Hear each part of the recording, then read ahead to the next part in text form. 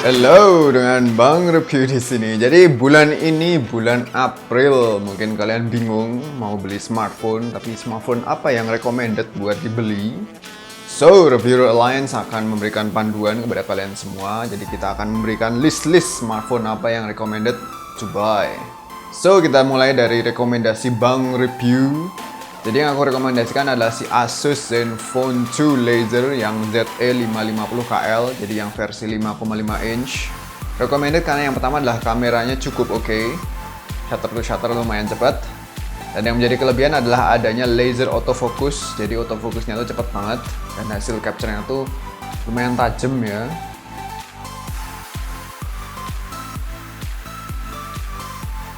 Dan yang kedua adalah build quality-nya tuh sangat ciamik. Aku senang banget dengan build quality-nya si Asus Zenfone 2 Laser, nggak ada kriuk-kriuk, solid, enak banget untuk digenggam. Terlebih layarnya itu 5,5 inch, warnanya pop, enak banget untuk dipakai di outdoor maupun indoor. Dan udah diproteksi sama Gorilla Glass 4. Nah, harganya sendiri kurang lebih 2,3 jutaan ya sekarang di pasaran. Dan tentunya kalian akan mendapatkan garansi yang jelas, garansi resmi, performa yang oke, kamera yang ciamik, dan body yang mantap. Oke, lanjut, next. What's up bro, untuk Buyer Guide bulan ini saya Ibro Kumar merekomendasikan smartphone Andromax R2. Alasan yang pertama adalah sisi desain. Andromax R2 memiliki desain yang sangat manis. Ketebalannya hanya di angka 6,8 mm, sehingga cukup tipis untuk smartphone berlayar 5 inch. Frame metal yang mengelilingi bodi sudah cukup membuat smartphone ini terlihat premium. Dan jika dilihat dari bagian bawahnya, akan tampak seperti smartphone OnePlus 8. Prosesor yang digunakan adalah Qualcomm Snapdragon 415 dengan dukungan RAM 2GB dan memori internal 16GB. Pengalaman saya selama menggunakannya, performanya cukup bagus untuk penggunaan sehari-hari. Jarang sekali saya temukan lag pada saat pengoperasiannya. Resolusi kamera belakangnya cukup besar, yaitu berkemampuan 13 megapiksel, sedangkan untuk kamera depan dia beresolusi 5 megapiksel. Dan yang saya suka dari kameranya adalah autofocus yang lumayan cepat untuk kelas di harga 1,5 jutaan. Satu kekurangan yang saya rasakan adalah kapasitas baterai. Smartphone ini memiliki baterai berkapasitas 2320 mAh, dan selama penggunaan sehari-hari saya rasa ini cukup kurang, apalagi jika kita termasuk heavy user. Sekian dari Ibro Kumar. Sekali lagi untuk Buyer Guide bulan ini saya merekomendasikan smartphone Andromax R2. Halo guys, Gadgetin di sini dan saya tidak merekomendasikan Samsung Galaxy J3. Memang ada banyak hal positif di HP ini, seperti build quality yang bagus, performa yang memang tidak selalu mulus tapi masih oke, dan layarnya juga nggak masalah karena sudah 720p, bahkan termasuk bagus. Performa baterai juga oke, bisa sampai sehari lebih untuk pemakaian saya. Sayangnya, HP ini tidak bisa bermain game 3D dalam setting grafis maksimal, bakal terasa sangat patah. Hasil tangkapan kameranya pun kurang tajam. Tapi alasan utama HP ini nggak recommended adalah Samsung sendiri. Dengan tambahan 200.000, kita sudah bisa mendapatkan Samsung Galaxy J5, yang menurut saya sudah jauh lebih worth it dari J3. Jadi keberadaan HP ini lumayan aneh. Kalau mau lihat review lengkapnya, silakan mampir ke channel saya yang linknya ada di kolom deskripsi. Next. Untuk Buyer's Guide bulan ini, Gadget Gaul ngerekomendasiin smartphone Asus Zenfone Max. Kenapa? Yang pertama, saya suka banget sama back covernya. Bodinya sih emang bongsor dan berat. Untungnya smartphone ini masih nawarin kenyamanan berkat penggunaan material menyerupai kulit yang terasa lembut di telapak tangan. Yang kedua, Zenfone Max punya kapasitas baterai monster. Ya, rata-rata HP lain dibekali baterai 2000 sampai 3000 mAh dengan screen on time berkisar 4 sampai 5 jam. Lain halnya dengan Asus Zenfone Max. Baterai 5000 mAh yang dimilikinya bisa menghasilkan screen on time yang luar biasa. Bisa tembus sampai 15 jam. Oh ya, nggak cuma punya daya tahan yang lama. Baterai 5000 mAh ini bisa dimanfaatin sebagai power bank buat ngisi daya gadget lain. Ya, lewat kabel USB on the go tentunya. Kurangnya HP ini yang paling disayangkan itu, Zenfone Max nggak punya fitur fast charging. Jadi buat ngisi penuh baterai 5000 mAh-nya butuh waktu yang cukup lama, sekitar 4-5 jam. Lalu prosesornya juga masih entry level, yaitu Snapdragon 410. Jadi kurang maksimal buat main game. Kalau gadgeters nggak masalah dengan kekurangan tersebut, maka Asus Zenfone Max emang cocok banget buat kamu. Oh ya, review lengkap Asus Zenfone Max udah tayang di channel Gadget Gaul loh. Jadi jangan lupa subscribe dan nonton videonya ya. Next. Halo Juragan, untuk Buyer's Guide bulan April 2015, Juragan Tekno merekomendasikan Infinix Zero 3. Kenapa saya merekomendasikan Infinix Zero 3? Yang pertama adalah desainnya.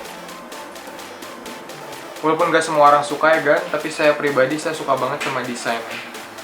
Bahannya metal, terus ada kacanya di bagian belakang. Terus layarnya juga bagus, udah 5,5 inci Full HD, RAM 3GB, prosesor octa-core Helio X10 dari MTK, dual SIM dan slot microSD, dan kamera 20 megapiksel yang hasilnya lumayan oke. Jadi yang bisa saya kasih tahu di sini adalah saya betah pakai Infinix Zero 3 selama beberapa hari. Layarnya tuh tajam banget, enak, terus HP-nya keren, saya suka. Jadi orang-orang kalau lihat saya pakai HP ini penasaran itu HP apaan sih? Nah gitu kan. Ya jadi di 2,6 jutaan Juragan Tekno sangat merekomendasikan Infinix Zero 3 kan.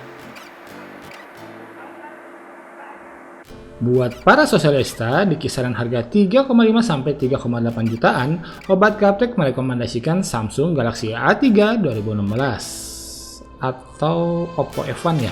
Emang bikin bingung pilih di antara kedua HP ini. Yang jelas keduanya menyasar segmen yang sama, di harga yang sama, dan kualitas yang ya relatif sama juga. Di sisi desain keduanya mampu tampil maksimal dengan caranya masing-masing. Tapi buat feel-nya Samsung berasa lebih kokoh, solid, dan premium tentunya. UI-nya juga adalah dua UI favorit saya saat ini. Sama-sama gesit, tapi Oppo masih sedikit lebih gesit pas buka tutup aplikasi. Plus, Oppo juga punya lebih banyak fitur, gestur, dan animasi. Wow. Tapi, hanya Samsung yang bisa mindahin aplikasi ke microSD. Layarnya, ya Super AMOLED Samsung lebih keren lah ya. Kalau soal gaming, walau Samsung hanya pakai prosesor quad-core, tapi skor Antutunya sih sama-sama aja dengan Oppo yang udah octa-core ya. Pas di tes game Sniper Fury, walau keduanya udah lancar sih, tapi di Oppo sedikit lebih mantap responnya. Dengan Samsung masih berasa ada sedikit efek mengambang gitu yang bikin headshot sedikit lebih sulit di sini. Tapi ya sedikit aja kok. Multitasking juga lebih mantap di Oppo berkat RAM yang 2 kali lipat. Oppo punya sensor-sensor yang lebih banyak dari Samsung yang masih minus gyroscope. Tapi Samsung punya Near Field Communication. Kameranya ya sekelas lah kurang lebih. Di kondisi normal, Samsung terlihat lebih terang. Sedangkan Oppo malah lebih terang dan minim noise di situasi low light. Kamera depan sih Oppo lah ya, lebih oke hasilnya. Kan selfie expert. Buat bermusik, Samsung dikasih earphone bawaan yang lebih oke. Dan speaker bodinya sih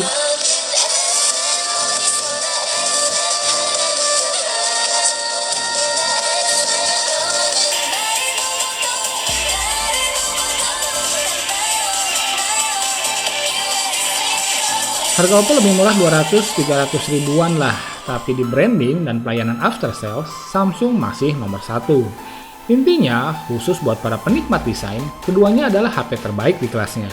Dan selisih antar sektor di keduanya tipis-tipis aja ya, jadi tinggal sesuaikan aja dengan selera masing-masing. Oke? Next Kang. Untuk HP di range harga 5-6 jutaan, Sobat HP merekomendasikan Samsung Galaxy A7 2016. HP ini punya build quality yang sangat baik. Bahkan jika kita memegangnya, kita akan berpikir bahwa HP ini adalah HP flagship. Padahal mah bukan sob. Desainnya kokoh dan solid berbahan metal dan kaca bikin HP ini kelihatan mewah banget. Mengusung teknologi 2,5D pada kaca bikin HP ini enak dan nyaman buat digenggam. Punya layar 5,5 inch beresolusi Full HD dengan layar berteknologi Super AMOLED udah pasti bikin layar di HP ini tuh gonjreng banget sob. Saturasi warna pada panel Super AMOLED yang tinggi bikin HP ini juara soal kontras di bawah sinar matahari. Memiliki hardware yang mumpuni juga udah pasti bikin performa HP ini masuk kategori baik. Prosesor Exynos octa-core, RAM 3GB, internal storage 16GB plus micro SD slot, dual SIM 4G LTE dan baterai 3300 mAh kayaknya cukup buat penggunaan kelas berat. Kameranya juga oke sob. 13 megapiksel plus OIS untuk kamera belakang dan 5 megapiksel untuk kamera depan. Kameranya punya bukaan atau aperture f1.9 yang mana secara teknis lebih banyak menyerap cahaya dalam kondisi low light. Dengan gitu udah pasti foto low light jadi lebih oke. Saya tahu kalian pasti akan bilang dengan harga segitu udah bisa dapat HP flagship merek sebelah. Iya kan? Satu hal yang perlu diingat, Warna jual Samsung masih jadi salah satu yang terbaik di Indonesia dan tidak dimiliki oleh brand lain. Itu yang membuat saya berpikir bahwa masuk akal jika Samsung memberikan HP ini harga segitu. Oke, next. Hai semua, saya Putra Reza dari Project Review. Untuk rekomendasi ponsel di bulan April 2016 ini, pilihan saya adalah Samsung Galaxy S7 Edge. Buat kamu yang sudah nonton video review di channel saya, mungkin nggak akan bertanya lagi kenapa direkomendasikan. Tapi buat kamu yang belum, mungkin sedikit gambarannya begini. Bisa saya bilang, ini adalah Android terbaik yang pernah saya pakai sampai saat ini. Dari luar, tampilannya memang terlihat minim inovasi dibanding seri tahun lalu. Tapi di dalamnya, Samsung melakukan banyak upgrade yang mempengaruhi performanya secara signifikan. Meski begitu, tetap saja ponsel ini tidak sempurna dan punya kekurangan, tapi bukan sesuatu yang fatal. Harganya memang mahal banget sih, ada di kisaran 10 juta rupiah. Namun kalau kamu memang ada budget, mau HP yang bikin happy dan bisa dipakai dalam jangka waktu yang panjang, saya tanpa ragu mengarahkan kamu untuk Samsung Galaxy S7 Edge. Buat kamu yang mau tahu lebih lengkap soal Samsung Galaxy S7 Edge, langsung aja cek link videonya yang ada pada kolom deskripsi di bawah. Sekian rekomendasi saya untuk bulan ini dan tentunya, have a nice day!